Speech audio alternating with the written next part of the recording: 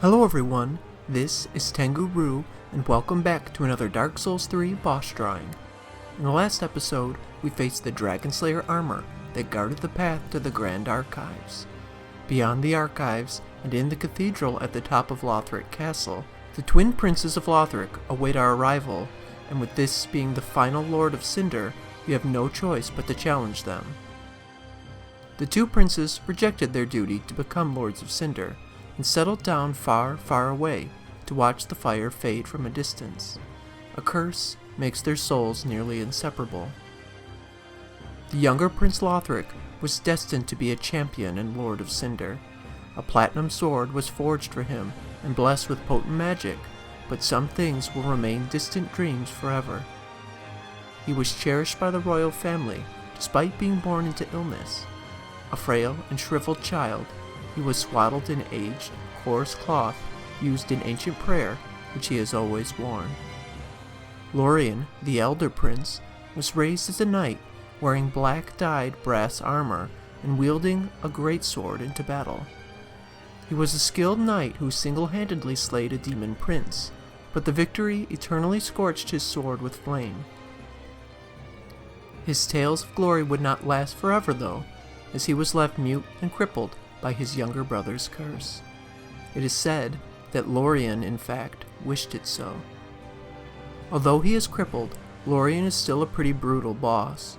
When the fight starts, we fight Lorian alone, and his skill in battle becomes abundantly clear. His combos have a ton of reach with his greatsword.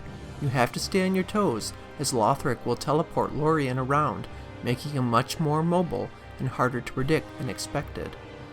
Keep a close eye on him at all times. He will sometimes teleport away and use his holy flame beam, which can hit you from across the stage and will likely one-shot a lot of builds. Once you take down Lorian, the fight really gets started. Lothric will revive his brother and then join in the fight directly, riding on his brother's back. From there he will cast a variety of spells that you will have to dodge while dealing with Lorian's greatsword as well. The two are linked together, and Lothric will continue to revive Lorian when he goes down, so it's important to stay at his back to make sure your swings are catching Lothric. While Lorian studied battle, Lothric, in his illness, took to books and likely would have spent much of his time in the Grand Archives growing up. It would have been here that the scholars would have taught Lothric much of the powerful magic that he uses in the fight. The first of the scholars was alleged to be the private mentor to the royal prince, and likely was the reason why Lothric shirked his duty as a Lord of Cinder. The first scholar doubted the linking of the fire, and likely passed his ideology on to the young prince. As to who this scholar is that planted seeds of doubt in Lothric, there are a few theories. One of the more obvious possibilities is Aldea, scholar of the first sin. Aldea was the elder brother of King Vendrick, and performed many bizarre experiments in an attempt to uncover the secret to breaking the undead curse. In his research, he uncovers that Lord Gwyn cursed humanity when he linked the flame and began the cycle of light and darkness. Humans became pawns in a game of the gods, and Aldea refers to the initial linking of the flame as the first sin. He is outraged at the continued commitment to this sin, and would have gone to great lengths to persuade Lothric to end the cycle. The other likely candidate is Pontiff Sullivan, who has been behind much of the state of Lothric from the beginning.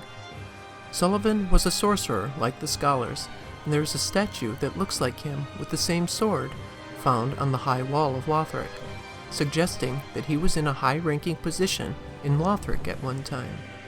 The spell that mentions the first scholar is even guarded by an outrider knight. He has played a large part in removing the royal family from power, and is often thought of as the main antagonist of the game.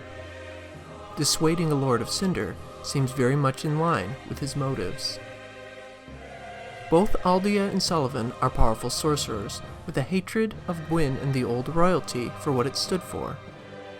With the way time and the world are both distorted in Lothric, it almost makes me wonder if there could be some sort of connection between the two characters. As time distorts and the world is reborn with the linking of the flame, it could be possible for identities to be reborn as well. Sullivan could be an alternate version of Aldea, or even the same person just repersonified. We learned a lot more about Aldea from add-ons to Dark Souls 2, so I really hope we can find out more about Sullivan down the line as well.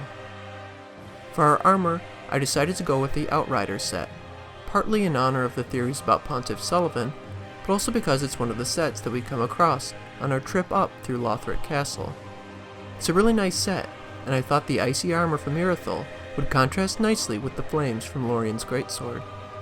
I decided to match the armor with the Irithyll rapier, which is used by the Outrider Knight that we find here.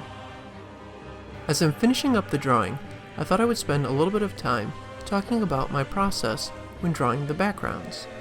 Although the focus of the series is the bosses, I still spend a good bit of time drawing the environments from the game in order to complete the scenes. These can be a bit daunting for some artists, and often the work is a little more tedious. I find it's best for me to start simple and work my way up from there. I take this time to get my angles how I want them, and once in place, I can slowly start to build up. The right brushes go a long way, so I'll use a mix of stone and brick texture brushes to spruce up the background and save myself a lot of time. When working this way, it's also important to add in some hard lines throughout so the background doesn't get too soft. With a bit of back and forth, I should have the arena in a pretty good place. With Lothric and Lorian defeated, we have completed our task from the beginning, to return the Lords of Cinders to their thrones.